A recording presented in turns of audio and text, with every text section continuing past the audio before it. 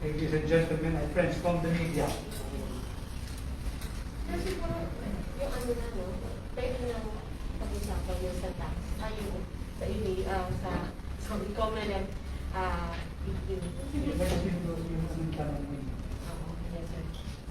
Sir, during one of the evidence filed by the petitioner, showed by the petitioner in their memorandum was still the certification from the Quezon City RTC that there was no receipt of the tax settlement from the top of settlement. So, paano po natin sa particular papaliwanag sa tao? It was intelligently discussed by our Chief Legal Counsel, the esteemed Attorney Estelito Mampito Mendoza, that in the petition filed by the petitioners in this case of petition to deny or cancel due course or deny due course of the certificate of candidacy of Presidential Aspirant Bongbong Marcos, wala ho silang inattach na kahit na anong pruweba doon. And it was not even presented during the pre-trial or preliminary conference. What they have attached are products of their belated presentation of evidence in the practice of our profession is not allowed. The procedural aspect of trial practice, the court will not countenance any surprise or an ambush tactic on the respondent. Kung sino yung nagdedemanda, sila dapat yung nagbibigay ng pruweba. And that is why I have here with me this afternoon yung ating proof na tayo I have here the certification coming from the Bureau of Internal Revenue showing that Presidential Aspirant Bongbong Marcos have paid all his deficiency taxes including interest. So doon sa ating lahat ng supporters ng BBM Sara Unity, ito na po yung iniintay nating lahat na pruweba. Matagal na nasa amin ito, subalit purposely hindi namin pwedeng ipakita dahil nga naghahanap or fishing for evidence yung mga petitioners na walang layuning gawin kundi guluhin at idiskaril yung maayos na kandidatura ni Ferdinand Bongbong Marcos Jr. In this certification, malinaw mo dito na binayaran yung due for 1982, 83, 84, and 85. So wala hong pagkakautang si Ferdinand Bongbong Marcos Jr. na buwis or tax deficiency or penalty or interest. Bayad ho at binayaran na matagal ng panahon nung they paid December 27, 2001. Again, I urge on the petitioners and those who will be similarly situated dahil hinahayaan nila yung kanilang mga grupo o sarili na gamitin ng mga vested interest na walang layunin kung hindi sirain ang kandidatura ni Bongbong Marcos. Wag na ho kayo magpagamit. Ito po yung patunay galing mismo sa BIR na bayad lahat ng interest penalty at kung anumang obligasyong pananalapi ni Ferdinand Bongbong Marcos Jr. bunsod nung kasong pilit nilang iginigiit na wala namang mga basihan. Follow up.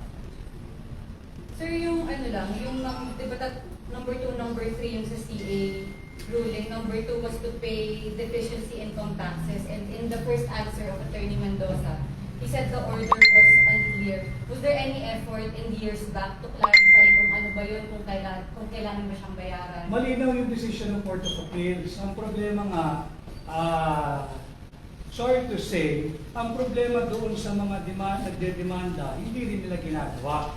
Yung kanilang obligasyon sa sambayan ng Pilipino, yung kanilang obligasyon sa Commission on Election. Huwag nating gawin na take-off point ng mga political propaganda ang POMELEC. Ulitin ko, huwag ho na nating perwisyohin ang POMELEC. Ang dami-dami yung mas seryosong trabaho ng POMELEC na dapat nilang paghandaan patungkol sa nalalapit na May 9, 2022 election. Huwag na nating buhusan ng mga walang kasusta-sustansyang petisyon laban kay Ferdinand Bongbong Marcos Jr. Alam mo ninyo, well, of course, magagaling naman itong ating mga opisyal ng COMELEC, but I think as a lawyer, as an officer before, it's high time for the Commission on Election na i-assert ang kanilang independence at i-assert ang kanilang constitutional mandate. Pag nakikita na mga pawang basurang petisyon at kaso ang inihahain laban sa kanila, sa clerk of court lamang ng komisyon, pwede nang magbigyan ng due course yan. And I say this with all conviction sapagkat ilan na ba yung petisyon laban kay Bongbong Marcos? Paulit-ulit lang ang aligasyon na papalit lamang ay yung mga petitioners o nagdedemanda. Sir, just categorically, yung deficient taxes na separate item sa ruling ng CA. It has been paid, we owe nothing to the government at walang basihan. Nandito na. Nandiyan pati sa aming memorandum. Hindi ba? Basta kung ano yung dinedemanda nila, yun ang aming sinasagot. Wala hong basihan to disqualify Ferdinand Bongbong Marcos Jr. Ulitin ko, wala hong basihan to deny or not to give due course to his certificate of candidacy. Tuloy-tuloy po ang kampanya ng BBM Sara Unity at hindi na po mapipigilan ito. Ipinakita ko na ho yung aming ebidensya at I guess this will give some source of joy, cheers, and smile to the supporters of Bongbong Marcos and Mayor Inday Sara Duterte. Sorry, wala pa. Sir, what would be the reason kung bakit walang record on file sa BCC at OCC ng QCRTC? Was it I can only speak for Bongbong Marcos. I am not the spokesperson of the RTC who rendered the decision or of the Office of the Clerk of Court of the RTC of Quezon City. You feel free to ask them. But sir, as a lawyer, what do you think is the I do not engage in speculations. But do you think this has more weight than the certification from the... Because the long and short of this discussion, ito meron bang nabayaran o hindi? Di ba? Sinagot na ng BIR, there is no greater authority pagdating sa usapin ng income tax return at payment of taxes than the BIR. Tell me one agency or authority that is more superior than the Bureau of Internal Revenue when it comes to enforcement of tax laws. Hi sir, good afternoon. Joyce Balash po from ABS-CBN. Sir, any reaction to the result of the recent Pulse Nation survey showing na namumula po si BBM? Nagpapasalamat ang tambalang Bongbong Marcos Sara Duterte sa patuloy na pagtaas ng kanilang numero. Maraming salamat ho sa lahat ng aming mga taga-suporta, nagmamahal at nagtitiwala. Subalit, klaro po kay Bongbong Marcos at kay Mayor Inday Sara Duterte, wala pa ho tayong pinapanalo. Ang eleksyon ho ay May 9, 2022 pa. So ang amin pong pakiusap sa milyon-milyon nagmamahal at tumatangkilik sa BBM Sara Unity, tuloy lang po yung ating mabubuting gawain, tuloy lang po yung ating mabubuting trabaho. Let's keep on organizing, let's keep on moving forward, moving ahead as we head on to the campaign proper. At again, maraming salamat. Magandang pamasko ito. We are looking at these very handsome figures that was released today bilang dagdag na motivation, bilang dagdag na inspiration. At again, it's clear kay Bongbong Marcos, wala pa po tayong ipinapanalo at ang halalan po ay sa May 9, 2022 pa. Sir, where do we attribute it? Yung magandang resulta po ng survey? Well, I can only, top of mind, ako ang nakikita ko for presidential aspirant Bongbong Marcos, nakikita ng tao na talagang maayos, hindi palaaway, hindi basag ulo, at hindi mapagpatol, at talaga namang very humble yung pagkatao ni Bongbong Marcos. Pangalawa, sa tingin ko, nakatulong somehow ang pandemic sapagkat yung mga maling kwento tungkol sa kanya at sa kanyang pamilya ay pinasunangilingan nitong pandemic sapagkat tayong mga ordinaryong tao, tayo pag nagkasakit, yung mga nagkasakit ng pandemya, 2 taon, magtatatlong taon na ho tayo, doon pa rin tayo dinadala sa National Kidney Institute, sa Lung Center, sa Heart Center, sa PGH. At ang nagde-determine pa rin whether tayo positive o hindi ay ang RITM, meaning it's been a lapse of 40 years. at walang naidugtong na equally competent, if not more competent institution na tutugon sana doon sa mga nagkasakit na kababayan natin ngayong panahon ng pandemya.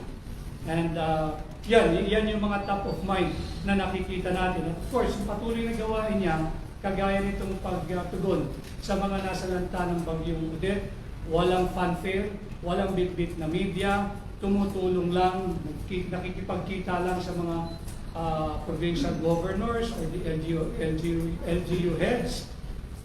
Ite-turn over lamang yung kanyang dalang maliit na tulong at aalis na at tutungo na naman doon sa isang lugar o probinsya na sinalanta ng bagyo. And na-appreciate ng tao yung kanyang sincerity at yung kanyang authenticity. Thank you. Sir, speaking of the relief aid, yung mga in cash and in kind po na binigay sa mga victims, is that personal money, campaign kitty from donors? We do not have campaign kitty yet to speak of. And maraming tumutulong kay Bongbong Marcos pagdating ho sa relief goods. Marami hong pinagkakatiwala ho nila yung kanilang pinaghirapang pera dahil alam nila pagka kay Bongbong Marcos mo inintrega, whether it be in cash or in relief goods, dumarating at makakarating doon sa mga intended beneficiary. Lahat po ito ay ambag ng mga kaibigan and marami pa ho ang nagbibigay ng tulong. At for the information of everyone, ang bilin ni Bongbong Marcos na personal, yung mga natulungan na, balikan natin uli sapagkat siya mismo ay kumbinsido, these people on the ground na nabiktima ho ng Bagyong Odette, hindi pa ho sapat yung natatanggap nilang tulong at wala ho silang pastong madarama. Kaya ang kabilin-bilinan ho niya, ituloy natin ang ating relief drive. Tumulong tayo at ating pamaghatid ng tulong doon sa mga nasalanta. Okay, last question. Okay, sir, last na lang, sir. Ayun. Sir, clarify ko lang, if si Attorney Mendoza rin ba yung mag-handle ng DQ cases against him? He is our lead counsel, so we consult him for all legal moves. And as you know, the caliber of Attorney Estelino Mendoza. So we yield to his wisdom, we yield to his brilliance. Nag-file na ba kayo ng answer dito? For sure. Tatlong DQ cases. Yung sa Karma, Akbayan, and then Abubakar Mangere. We will be filing our answer. We will be filing our answer. Pero sir, natanggap nyo na yung summons. Natanggap na. Kahapon yata. Tanggap yata kahapon. Sa dami, my apologies, sa dami, we've lost count and minsan nalilito na rin kami sa dami. And I think marami pa raw ipafile. So kaya nga kami, that's just my thought as a lawyer, as a practitioner, as a litigator. Dapat siguro, for the Commission on Election, hindi ko naman sila pinapangunahan. It's time for them to assert their independence. It's time for them to assert their constitutional mandate na huwag ninyong gawing laruan at huwag ninyong paglaruan ng Commission on Election. Because there are far more serious matters that they have to attend to in preparation for the 2022 elections. Attorney, may senatorial list na po ba kayo and what can you say about Mayor Sara's own senatorial list? No, the list released by Mayor Sara is essentially the same as ours. But as you know, marami nagtatanong bakit wala pa raw senatorial list. Late na raw, yung iba nakapaglabas na. Late dahil ang start po ng campaign for senatorial is still on February 8. And marami pa ho ang nagsisignify na gustong sumama. Kaya po kami ay umuupo pa rin bilang yung alliance po ng Partido Federal, ng Lakas CMD, ng Bugpong at ng PNP. So yung release po na listahan ni Mayor Inday, it's essentially the same, what we have on our list, but kulang pa ho yung magdadagdag pa kami ng aming senatorial candidates. Sir, what are you waiting for? Ang pagpayag nito or ang pagpayag nyo na kunin sila? Madami kasi sila, madami talaga. And yeah, we're still finalizing kung ano yung magiging final list na aming i-release. At marami pang nag-signify asking for some more time na makasama. And again, babalikan mo ninyo lahat ng statement na sinabi ko. Patuloy yung ating pagbuo ng higit na malakas na alyansang politikal, maging ito ay lokal o nasyonal. Opo. Can you give us name po ng ilan dun sa tingin ninyo ay ginto na makakapagbigay pa ng laking pag-angat sa survey at sa posisyon ni BBM? Lahat ng nais tumulong, lahat ng kandidatong nais mapabilang sa unit team ni BBM at Sara, if I may adopt your term, ginto yan. Lahat ng tao ay an asset. And yung human resource is a valuable resource. So lahat siya, ang tingin namin dyan ay asset, lahat siya ni ginto. Pwede bang bigyan nyo kami isang pangalan lang, sir? Then in-exclude mo na yung iba. Lahat yan ay ginto. If you name one, you have essentially excluded the rest. Thank you so much. Thank you.